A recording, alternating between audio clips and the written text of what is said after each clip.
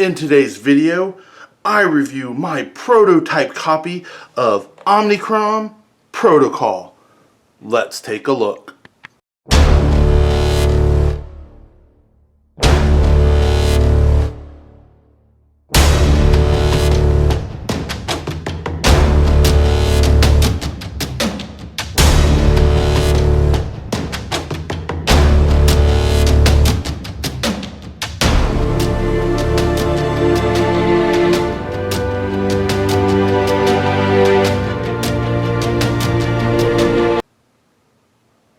First off, I want to do a quick disclaimer that this prototype copy was sent to me by the designers.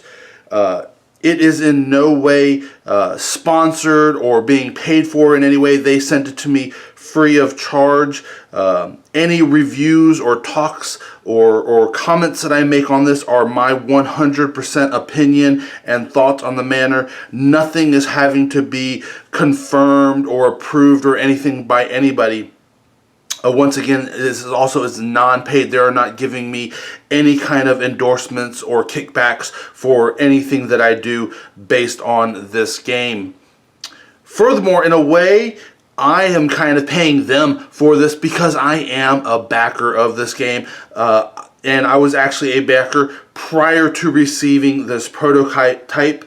I was in the long run, and I was super excited to get this prototype, and I am so happy to bring it to you. Let's dive in and take a look. Alright, well, I tried to lay out just about everything I could right here, and as you can see, there is a lot to this game, even just within the prototype copy. Of course, since this is prototype, I did have to do a little additions of my own, which was super easy, because they do have a print and play version of this. So if you find this at all interesting, you can definitely go to their site. I will try to put a link in the comments below and download the print and play stuff and try it out for yourself. Upon the release of this, I'm pretty sure the late pledge is still available, so you can even still get into it. One of the interesting things that they are doing is they do have, of course, it is a miniature skirmish game, but they do have two different versions that they are selling. One, the game that comes with a little more expensive, that comes with miniatures, and another cheaper version that comes with just standees. So you can get in on this game at almost any level.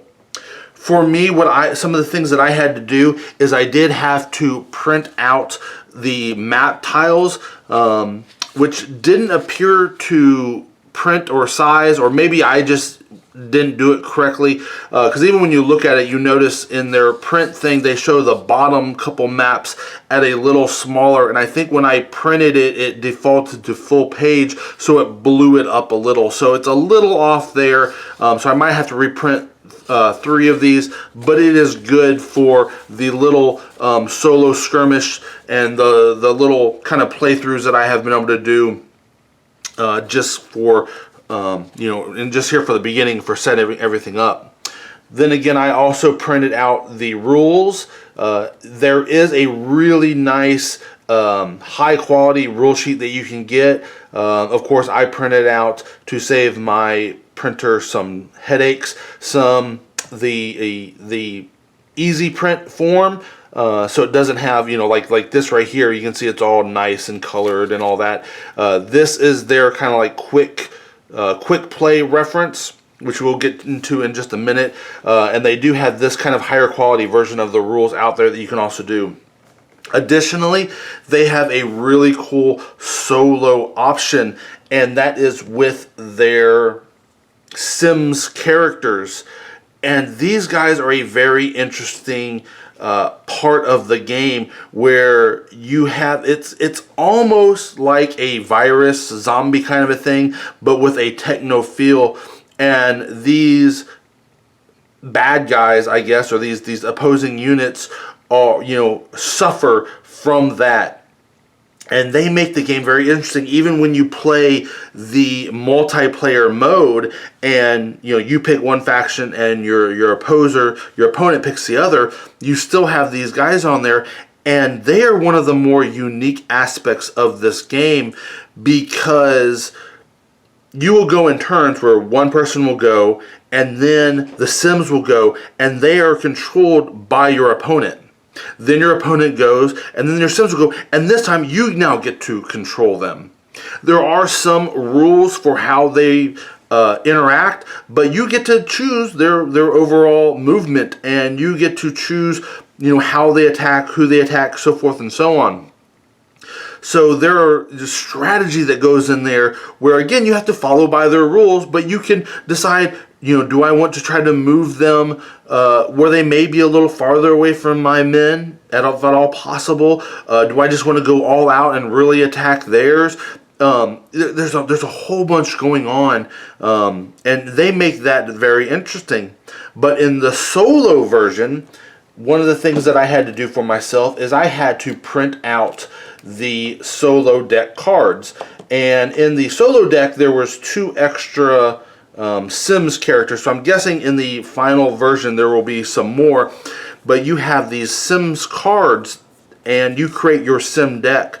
And they will be all of the Sims that you have in the game. You will shuffle them up, and they have different abilities on these cards. So as you're playing, you will then draw one of the Sim cards. It'll show you who is coming out. So then you would put that standee or miniature on its supplied marker, where you would be putting out these marker tokens on your board. So you'd be putting them out, and then that guy gets this ability. If then on your next draw you just happen to pull out another one, of course a second guy will come out, but now both of them have both abilities. And then when you were to kill one of them, you would then choose, say, to discard one, but then you still have that other one. So potentially guys should get stronger if additional like Sims comes out. Very interesting way of doing those solo options and having them come out. One of the other things that we have here is we have their forge cards. Now you will get some of these at the very beginning. They are upgrades to your characters. You draw that, keep it hidden from your opponent, and when it gets triggered, you would then add that ability or do that additional ability for your character. And so that was another interesting one. But of course, as you're playing, you will be rolling dice based on your action points. Let's see if we can just grab one guy here. And there we go. This is the one we want. For your attack points. And you use those to buy damage, to buy abilities, to buy luck that you do based on your hit count. But then you can also buy additional forge cards, which then give you additional abilities. What's even cooler is as you get side by side one of your fellow guys, you can trade those back and forth. Very cool little aspect to the game. One of the other things that I really love is heavy narrative in the game, and they are going all out. Most of their cards have a good bit of lore for all of their characters, but on their website and everything, they have just tons of posts where they are talking about this world, where they have built up this world and really lets it come to life. Along with the terrain, we also have terrain upgrades or terrain bits. So you have like the wall that you will put on there. And I like how they have gone with the hex base, but they went ahead and carried that hex design to their miniatures and to their terrain. One of the things I absolutely hate is when you have a hex-based grid and then you have circular bases. One of the great examples is our horseback guy right here, who is on a slightly larger base.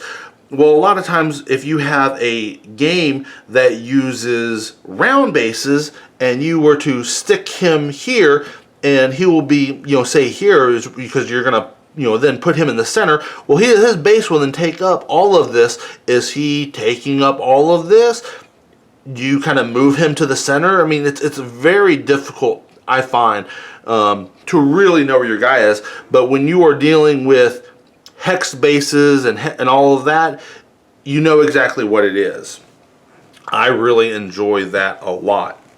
One of the cool things that they have done is they really want to make it easy on you right off the rip, and they have this initial playthrough for learning the game to the point where for 2 of the characters on each of our initial factions, you'll see actually 2 sets of character cards. One for the learn to play, and then one for the actual character, where these are a little simpler, a little more basic. I really like that a whole lot. It almost adds for a level of complexity too. I kind of hope they create these learn to play cards for all of the characters. That would really make it good to be able to really adjust the age limit to the game, where I could play with some lower level characters with, say, my younger son, and then when I'm playing I can play with the full-fledged out characters. But either way, it is really nice that they have created this easy to play format to really help you get your foot in the door. And they go through their different turns and everything here within that, and they kind of go through a very simple round of play. Also included here in the prototype is some cards for the 2 factions, because each faction plays a little different. They have different special abilities for the faction itself. And so that is really nice that they have those in there. With the Kickstarter, you have your base game right here, but there is an expansion which adds 2 more factions to the level. And that right there, of course, is awesome, because the more factions you have, the more replayability you are going to get with the game. One of the things that I really find has potential with the game is that one of those new factions is an animal faction. It sounds really cool, and that animal faction is where, for who knows what reason, but some animals gain super intelligence. And I think it would be super cool to combine 2 things that they already have going on with something that I've noticed here. One of them being, of course, is that animal faction. The other is this guy right here on the survival. He actually has, you'll notice, he is one of the few guys that has 3 cards here.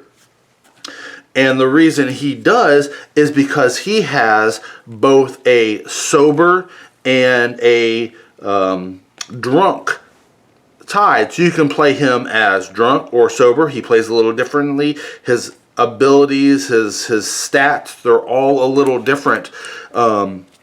So where I was seeing that is with our guy here and his horse. I think it would be super cool where here you have him on horseback, and then to have a almost second, third version of him where you have him on the ground, and then you have a version where his horse has gained that sentience. He is still here as a peacemaker, but he is now a sentient animal character, so kind of bringing in that animal side, but then giving you that additional character that you can choose from. I could see the potential there huge. That would be so awesome. And just those kind of things, if they were to add that in, again, the more things that you have in here, the more simple little things that you can do where you can change it up, because you play at a easy or a quick game with 2 characters and a long game with 4. So by coming in with 6 characters, you already have a good bit of room here for changing things up, changing your lineup. A lot of replayability here, and just the more characters they add with each faction, the more you can mix and match them up and really change them around. This sober drunk I also find very interesting, very appealing, and I would love to see that maybe added in more to some of these other characters where they all have two sides to them, especially, some of these survivalists where, the thug guy, he might have an enraged mode or his normal mode. Just different little things like that. Or here where you have her, she might have a sniper mode or a commando mode. Again, all of those kind of things, all of that potential that they've kind of built in here with this guy, and I could see it very easily increasing into the rest of the game, and I think that potential there is super awesome. Another thing that they provided here with the prototype is some reference cards, 2 of each. This one was a really weird size. I saw that and I thought, oh, this is just going to be card. I'll stick it in a sleeve, and it was just a little wider, so I had to put it in my tarot card sleeve. So that was a bit interesting. But they have reference cards for their traps, for their turn sequences, and then for the sims, because the sims also take damage differently. Where these guys have health points, your sims always take 3 points of damage to KO them, or you can double stun them. So you would stun them once, they would be stunned, and then if they are stunned, if you stun them again, they would be KO'd. So they have different ways to get rid of these sims. And then of course they show, their stats and all that. So that was very interesting. And again, it slightly changes the way you play it, but it keeps the game alive, keeps it feeling different. And being that these guys are kind of that zombie-esque, cyber zombie, techno zombie, however you want to put it, it does make sense that they would be KO'd differently than a normal human. And with the idea of that while we have different humans, you kind of had this happen in this one city, and all of the survivors have kind of split up. So here you have your survivors, here you have, these were people within law enforcement, then again you have a kind of in the expansion, I think there's like a triad type group that they, because numbers have fallen, they're allowing other people into that Japanese triad, but it still has that feel to it. And then of course that enhanced animal one, all making for 4 very different factions, and just bringing life, where you can see, groups emerging, trying to survive in this city of that's being overrun. Another thing that we have is the scenarios. When you are playing the game, you will pick the faction that you want to be. You will pick if you want it to be a slow or a long game, and that will determine the number of characters that you choose. And then, of course, you will pick which ones that you want. Then you also pick the scenario that you want to play, and this will show you how to lay out the map. It will show you your starting areas. It'll give you, your additional rules for that, knowing that, like with most games, if there are rule contradictions in the scenario rules versus the actual rule book, the scenario rules take precedent. I mean, because that's, where they're deliberately saying, hey, we're making this change for this particular scenario. And it comes with, here I have 4. I think there are more. I'm not positive on that one. But again, the more of these, the more different ones that you can choose. Again, just adds for that replayability. Absolutely love it. Then we have all sorts of different tokens that you get that shows, tents and objectives. Some of the more interesting ones that I have found in here is, say, like this one, and it is our luck token that characters have. And as you are playing, you are, in a sense, when you attack, you're... Here we go. Let's pull a guy out. It's very interesting. So if this guy was to do an attack, you see he has an attack of 5. And if he was, say, attacking him, here we go. Let's flip you over, if I can. Who has a dexterity of 2+. That means as long as I roll a 2 or greater, then each one of those rolls are considered a hit. Well, those hits don't do damage. They allow you, they're almost more like currency. You are buying things that you can then do. So you can see if I am right up next to him, you'd be doing a melee attack. If you are further away, and it shows what that range might be. So this one's range would be 2 to 8. That I find very interesting that they specifically show that 2 to 8. And I haven't dived into every single character looking at them very closely to see. But that means that gives us very interesting where potentially you would have a guy that maybe have a 3 or a 4 if they were to have say a long range weapon. Potentially I would see that she might be one. Again, I haven't really looked. Maybe we'll look here in a minute. But anyway, so you would have rolled, so he would have rolled 5, and let's just say we rolled perfectly, all 5 are a hit. Then I can just choose what do I want to do. I could then say spend 4 of those attacks and give him 2 points of damage. Or if I am ranged, I could spend, say, 3 of them and give him 3 damage.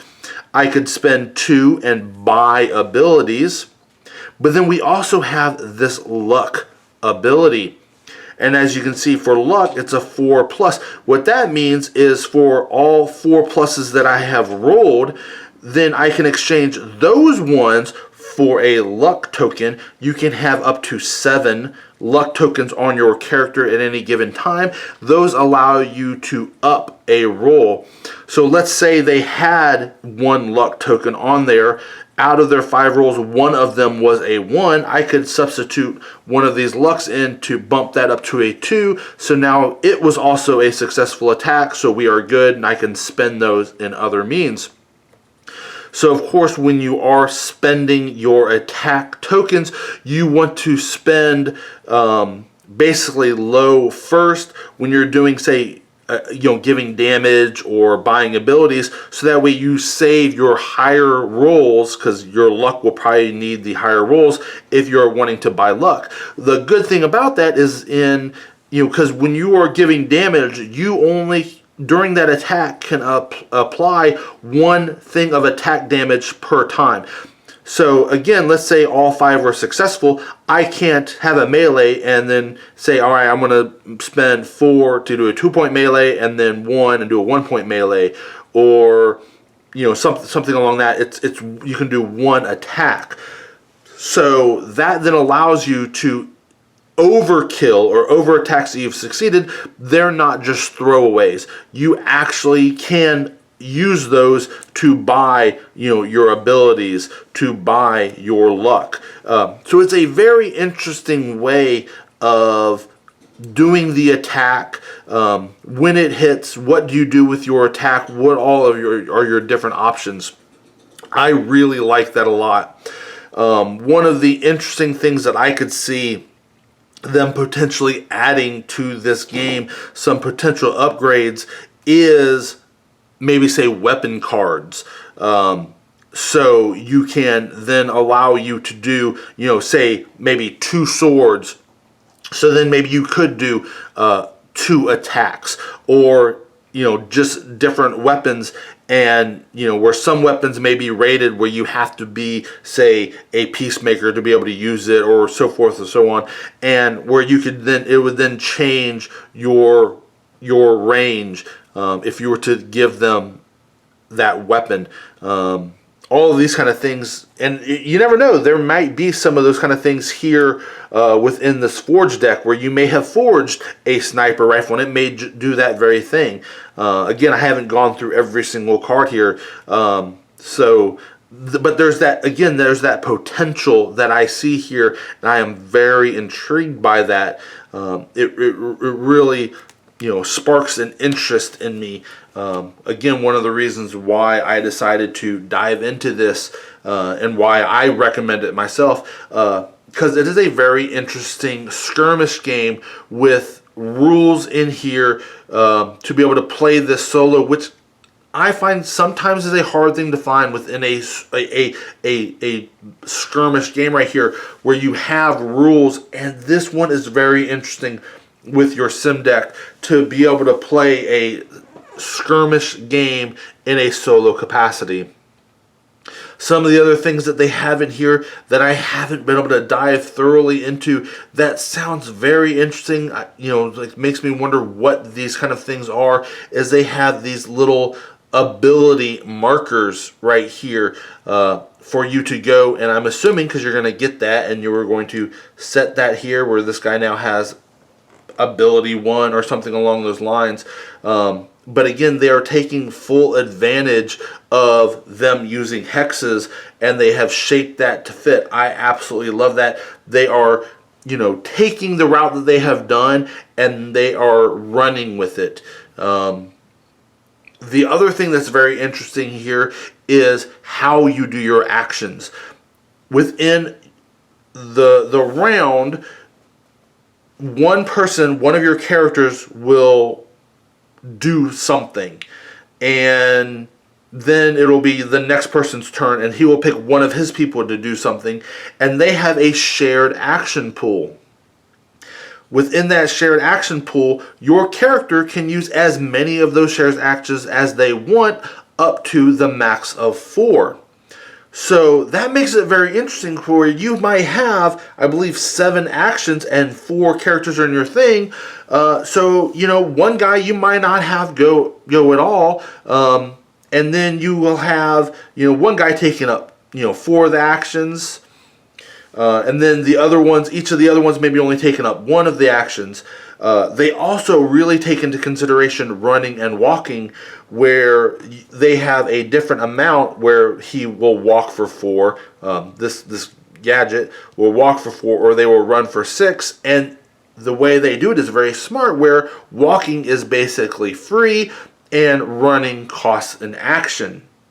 Then, of course, they also have a charge, which allows you to kind of combine 2 actions in one, where you basically run and attack all in one. Of course, there are, things that happen. There are rules that go into that, and of course, it costs your action, and just different stuff happens. But they have taken all of that into consideration, and I really like that, because so many times you'll have people move around, and it's like, well, how in this, how do you change for walking and running? And they have found a good way to do that, where different people have different amounts for walking. And like for this guy here, he is on horseback. It makes sense. He has a walking of 5, but a run of 10. He can, he's on a horse. He can really get around the battlefield fairly quickly. I really like that. This game also takes another part very interesting, and that's noise. In a lot of these games, you will make noise, especially when you're dealing with a zombie-like or a techno-like thing. And this game takes advantage of that, but it is EM. Because again, you're in techno, so it's an electromagnetic noise that you're giving. So as you do techno things, as you maybe hack the system for part of your objective, or as you fire your guns and all this kind of stuff, you are making noise. And so that's one of the die they give you, is for that. So as you are making noise, you will be moving that noise marker up. So then when the Sims run or go, they then always go after the character who has made the most noise, and that's part of their rules, that is their target, that has to be their target, where then they have to, when they're moving, be closer at the end of the movement than at the beginning, but within that they can move wherever they want as long as they are closer. And it just goes to make a whole lot of sense. Then they also use that noise for generating new sims, as if you are making noise so others are coming into the battlefield. You know, I like how they have changed it up so it makes sense in this theme.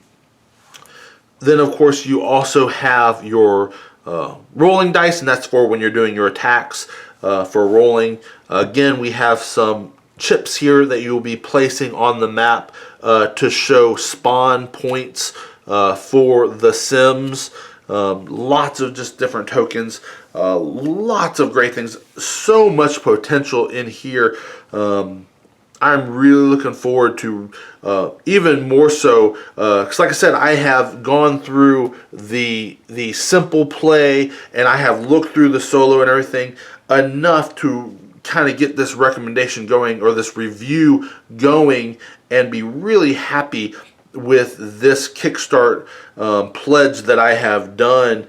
And I'm really looking forward to really diving into this rules, so I can bring you guys a more in-depth rule review and setup for both skirmish and solo, and then getting some playthroughs, some solo playthroughs through here.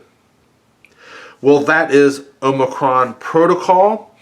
I hope this little review helped you to determine if this is something you would be interested in getting. Like I said, I believe the late pledge is still available.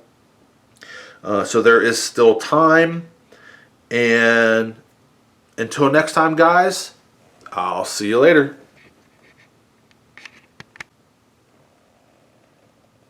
Alright, now I know you are all screaming at the camera, but John, let us see the miniatures. Let's talk about those for a minute.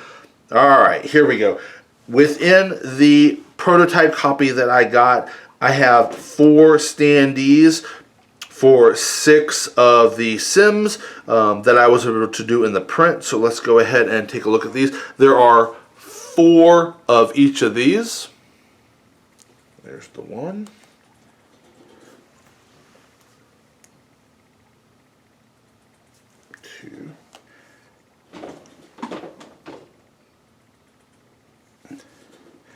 And our final sim.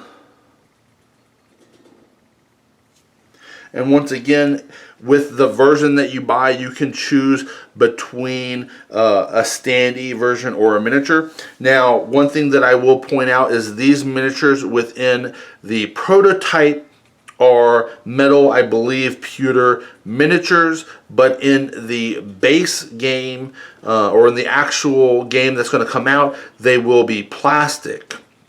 Now, one of the things that the designer specifically came through and told me and wanted to point out is like, hey, these are metals. The detail will be better here in these than what we get in the final version. And with the way manufacturing is going, I'm betting the detail will go down a little, but I bet not much. But even then, I am 100% okay with this, because I personally am not a fan of metal miniatures.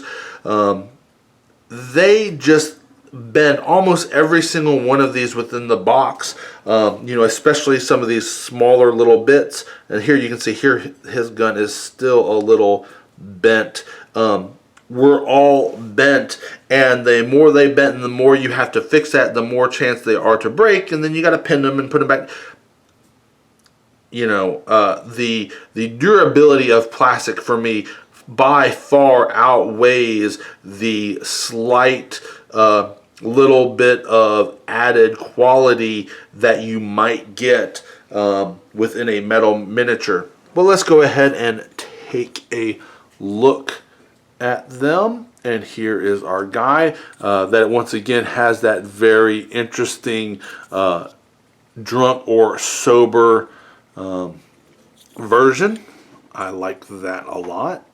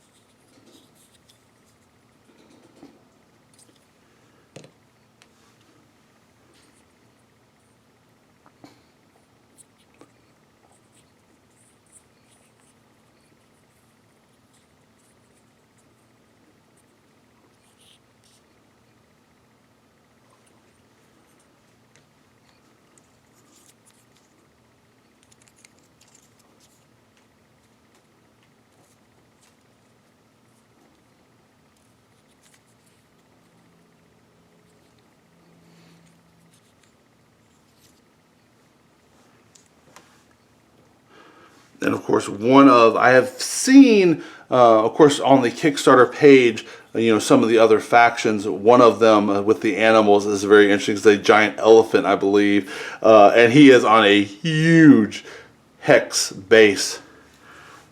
Again, just sounds so interesting.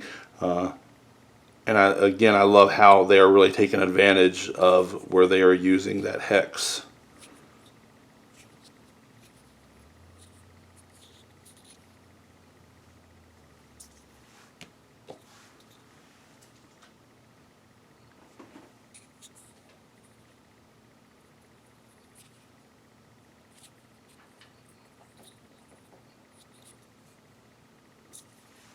And while we have her out, let's go ahead and flip her card real quick. And let's see. Nope, still just a 210. Again, I think that would be interesting if some of these maybe have like a 3 something or whatever, where because of the type of weapon they have, maybe it doesn't make sense for their range to be that close, or it's got to be a little further away.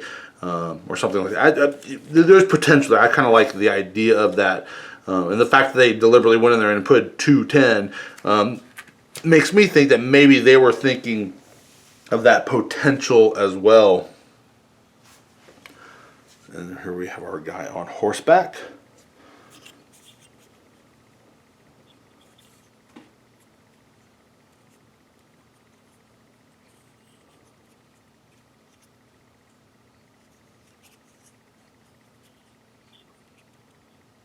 Very cool.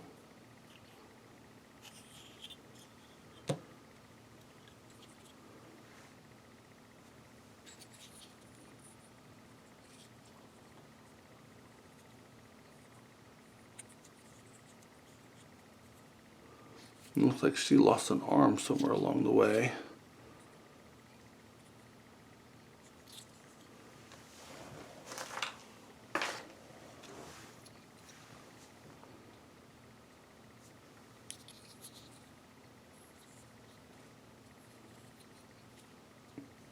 One of the things that I'm really going to find interesting about having this prototype is once the Kickstarter actually delivers, to then be able to take the prototype and compare components, just different versions, and to be able to see what kind of things, what kind of changes happen between the Kickstarter starting, running, the prototypes being made as to the final version, because it is my understanding that with most of these games that there's still a good bit of development, a good bit of tweaking, and a lot of changes that happen in maybe even the maps and some of the scripts. Like even here, there are a lot of these that have cards and prints where you can see where they have changed the scenarios. And it'll just be interesting to see what kind of changes get made between this kind of a version of the game and a finalized version. Well, that was the miniatures that I got here within the prototype, and the overall components that I got here, my initial thoughts. I am definitely enjoying this one a whole lot.